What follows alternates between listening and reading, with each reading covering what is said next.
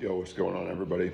I haven't done any fitness content in a little while, and I got some stuff that's been on my mind for a while. So I'm gonna be doing some fitness content. So hope it finds you guys well. See if the algorithm brings people over here. If it's relevant, obviously, great, and if not, move on. Anyways, I wanted to talk about uh, intermittent fasting and some of the downsides, notably that it trains you or conditions you to eating very large meals. And often that means binge eating as well. Um, so, obviously, this isn't true for everyone. So, if this isn't true for you, and intermittent fasting is the best thing ever, and you're healthy and lean, and you have great food relationship with food, and you're never eating out of emotional dysregulation or because you're out of control, then probably disregard everything I'm going to bring here. But definitely speak from experience, and I definitely want to give intermittent fasting some credit where it deserves it. But I do obviously want to criticize as well, because I do think this is something that I've heard recently and absolutely hit the nail on the head. I didn't really like hearing it, but I absolutely think it's accurate. So I want to give credit to a couple of YouTube fitness creators who kind of just really put the point on this. Faz Lifts and Luther LBL Training. I can't remember exactly who it is, but he's a new follow for me. Anyways, so real quick, intermittent fasting, in the way I'm going to be talking about it, is um, any kind of eating pattern where you're usually skipping breakfast and maybe even skipping lunch, but you're basically creating a condensed eating window where you eat more food in a smaller period of time. Um, Typically, if you're using it for weight loss, fat loss especially. Intermittent fasting for fat loss and muscle building was popularized, I think, by a number of people. Was it Ori Heffelmiker? I can't remember his name, but the Warrior Diet, and then also Martin Birkin with Lean Gains. So those were guys that probably 15 years ago influenced me quite a bit. Um, and yeah, so real quick, story time, at least for me.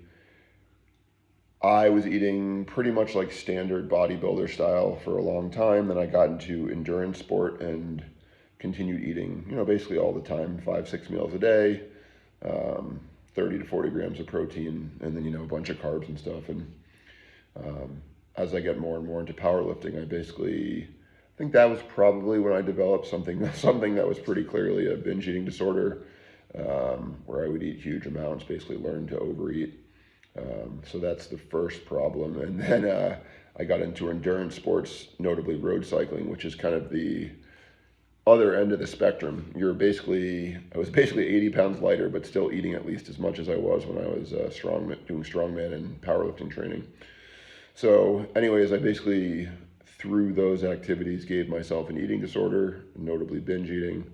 I never saw a therapist for it, but I was absolutely clinically diagnosable. Um, and I ultimately figured that out. And one of the things that actually, in some ways, actually helped me break through this, but in a lot of ways, it was a much harder journey because of this, was intermittent fasting, so skipping breakfast. I started on that journey with meat and nut breakfast, so like a very low carb breakfast. Um, I'm forgetting now who popularized that, but there was another really popular fitness guy who popularized that idea in T Nation article. Anyways, that was actually pretty good. And then from there, I kind of just started skipping breakfast as a means to, ironically, try to get more control over the binge eating behavior, and at the very least, reduce total caloric intake. Um, so And the problems got worse because I was now slamming more and more food into the condensed eating window that I was creating with intermittent fasting. So um, I think a lot of Americans, that's really who I'm speaking to, but Western working people tend to, because of caffeine and because of stress cycles, tend to be naturally less hungry for breakfast. So intermittent fasting is something that basically just fits into the way they're already kind of eating anyways. Maybe they have like coffee in the morning and maybe like a pastry, and that's breakfast. So skipping that stuff seems like kind of a no-brainer. Um, and I guess that's understandable, but what ends up typically happening is, you skip breakfast, and then instead of having like a big healthy lunch, kind of getting hunger under control and riding that through to dinner, it's another relatively light lunch. So now hunger's building. Overall stress is building too as a result of the reduced calories. And then you come into dinner time where your hunger is just extremely high. And yeah, and then you have a massive dinner and dessert and all this, and you end up offsetting your deficit. So yeah, even if you don't offset your deficit, let's say you're making decent food choices and you're able to actually create a deficit. In my experience, that deficit is, you're going to outrun it relatively quickly. So, let's say 2,500 calories is a nice deficit for you. Well, you lose 10, 15 pounds, and that's no longer much of a deficit. So now you're kind of stuck.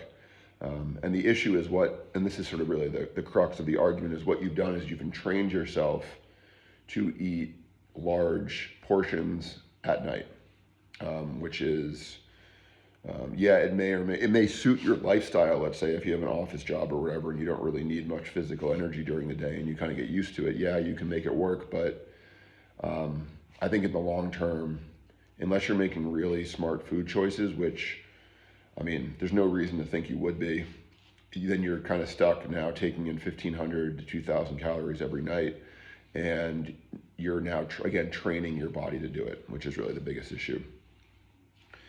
You get used to it, your body begins to expect these huge meals. Your stomach is now significantly stretched. You basically trained your stomach to be bigger.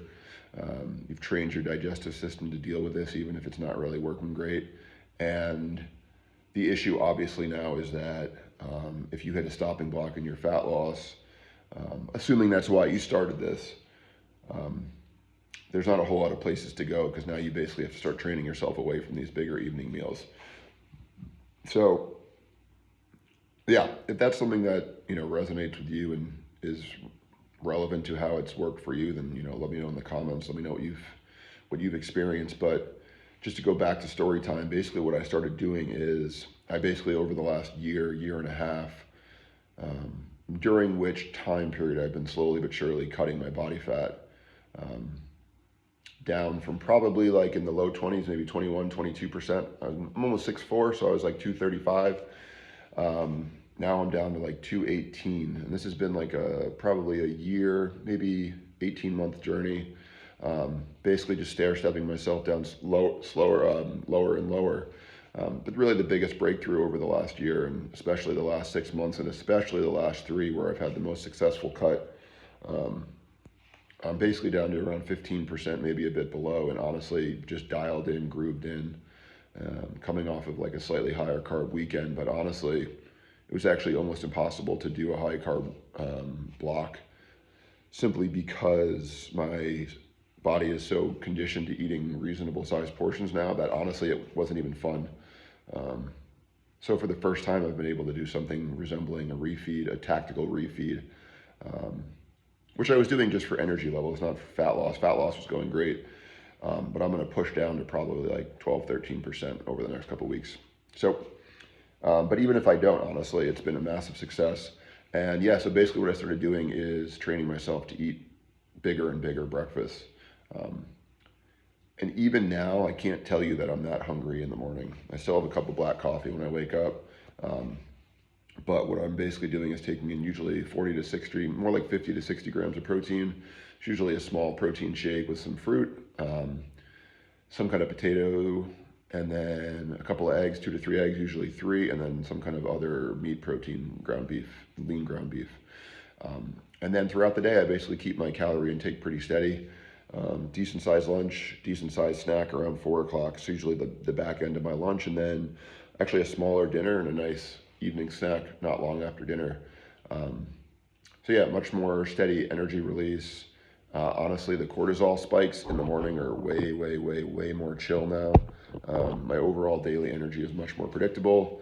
I've basically trained my hunger so that I'm eating at 8, noon, 4 o'clock, which is actually another thing that's been huge. I have a pretty high protein meal. It's usually like 4 to 6 ounces of whatever protein I had for lunch. So it's usually chicken or lean ground beef.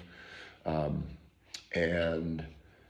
have it at 4 o'clock, and I come home for dinner, with the family at 6 o'clock, and I have a regular small normal plate. It's really, so whatever dinner is no big deal, even if it's something that's a bit higher in fat than I would normally choose. So it's almost entirely cured any, actually, in fact, it's fully cured any binge eating behavior I have. Like I was saying, I did a high carb 3-day block just to come up to maintenance and kind of do a quick diet break to bring my energy levels up for training, which has absolutely worked great. I'm actually about to train here in my gym, and yeah, it's been a huge success. So overall, like I said, I don't have any huge hate on intermittent fasting. I think it can work well, but I ultimately think it's the kind of thing that really works well when you have good habits already and you're trying out something else. I think for folks whose habits aren't great and they're just using it as a way to reduce calories, I think it can work, but I don't think it's a great long-term solution. Yeah, there's other reasons why I mentioned cortisol, but I think just basically training yourself to eat huge meals is probably the number one thing that I think ultimately is going to backfire for folks. So again, start a conversation. I'll do some more of these if it's helpful. Let me know what you think in the comments, and all right, hope that helped, and take care, guys.